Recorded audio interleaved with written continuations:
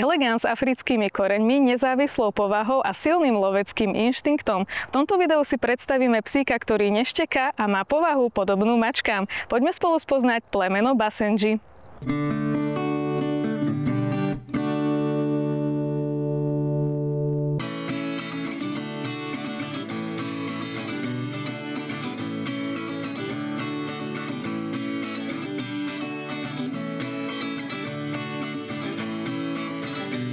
Basenji patrí medzi veľmi staré a pôvodné plemená a možno povedať, že jeho domestikácia ešte len prebieha.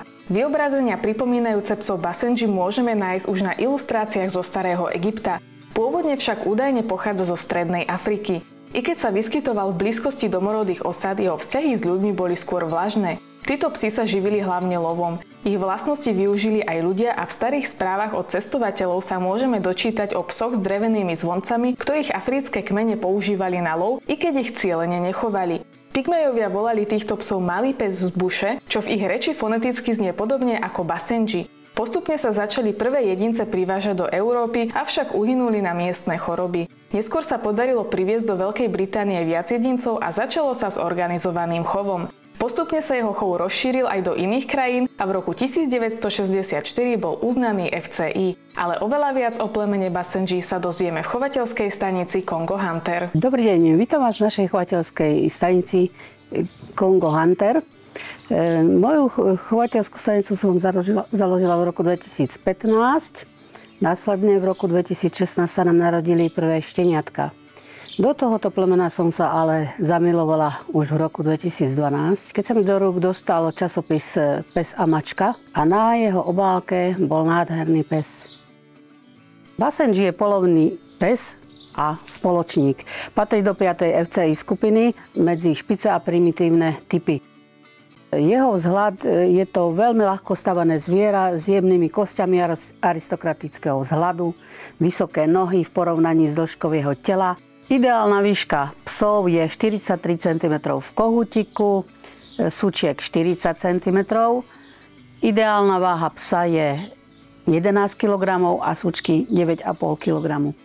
Vráskavá hlava so styčenými ušami, hrdo nesená na dobre klenutom krku. Lebka je dobre tvarovaná a stredne široká. Žiaducí je čierny nos. Oči mandelového tvaru šikmo nastavené. Uši sú malé, špicaté, spriamené, nasadené dopredu na temene v hlavi. Po nastražení uší sa mu na čele objavia jemné vrásky, ktoré však sú viditeľné len do určitého veku.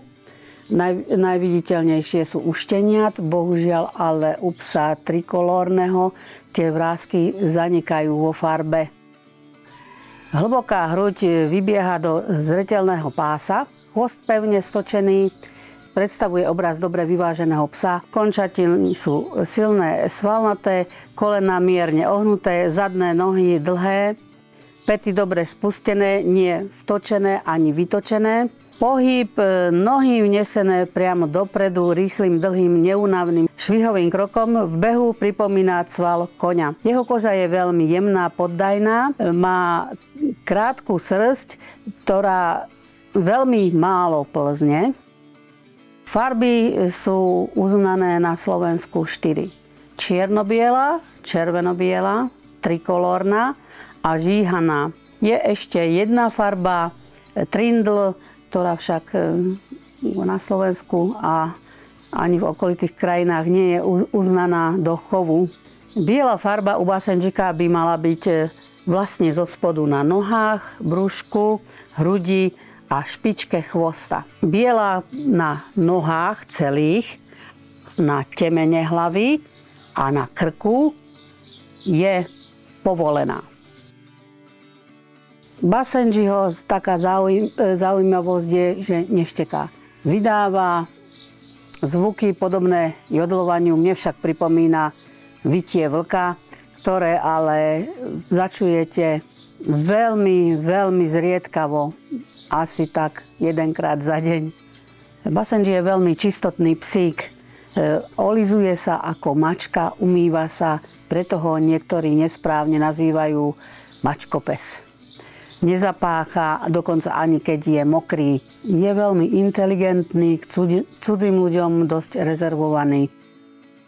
Basenji je v srdci stále tým pôvodným psom, ktorý sa vyznačuje veľkou nezávislosťou. K svojim majiteľom je priateľský, správa sa múdro, je podnikavý, hoci nie submisívny, teda podriadený. S trochou trpezlivosti môžete svojho psa naučiť základy vzťahu medzi pánom a psom, ale zvyčajne nemá potrebu zavďačiť sa. Má veľmi silný lovecký inštinkt.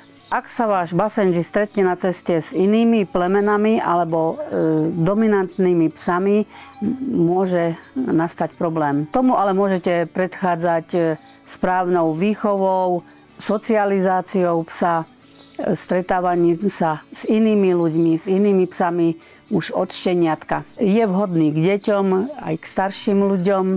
Svojho pána miluje, ale nedáva to najavo. Basenjiho nevycvičíte na 100%. Je to spôsobené tou jeho nezávislou povahou. V poveloch a príkazoch nevidí nič dôležité, má svoju hlavu. Basenji nemá rád samotu na prechádzke, radšej na vôdzke, pretože je to polovník telom aj dušou, pokiaľ zbadá myšku, zajačika alebo aj auto. Rozbehne sa a uteká. Nemá rád zimu, vodu, miluje slniečko, preto nemôže byť zime vonku, iba ak na prechádzku aj to oblečený. Treba ho obliekať tak, ako človeka. Pokiaľ potrebujem mikinu, aj pes by ju mal mať. Pokiaľ potrebujem vetrovku, mal by ju mať aj pes. Ak prší, von ho nedostanete. Sneh, nechcem povedať, že miluje, ale má ho rád, ale iba na chvíľočku.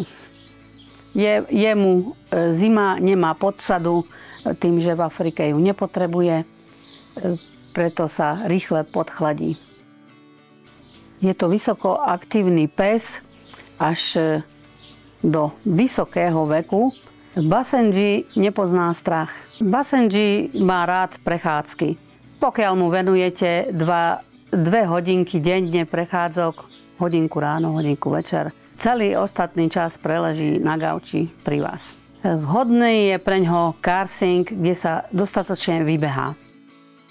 Strava by mala byť bez obilnín, s vysokým obsahom mäsa. Do stravy by sa mali pridávať aj prípravky na kĺby a chrupavky, taktiež by sa mal pridávať lososový olej pre krásnu a lesklú srsť.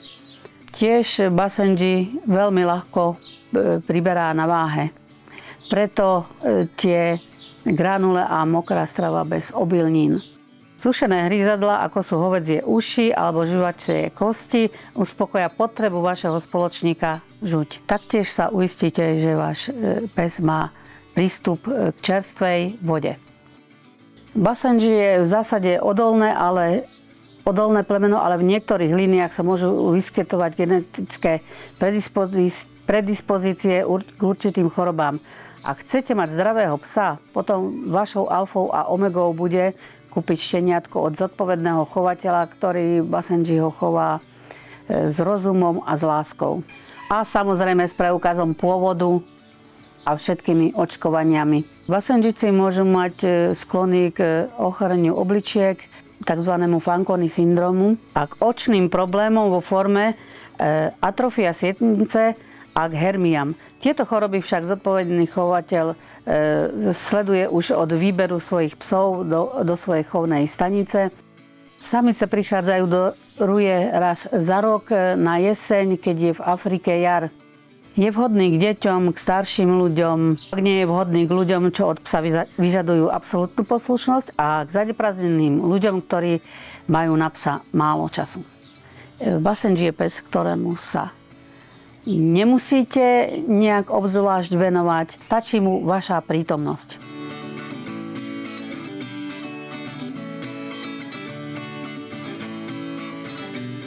Ak sa vám toto video páčilo, nezabudnite ho podporiť lajkom, kanál odberom a vidíme sa na budúce.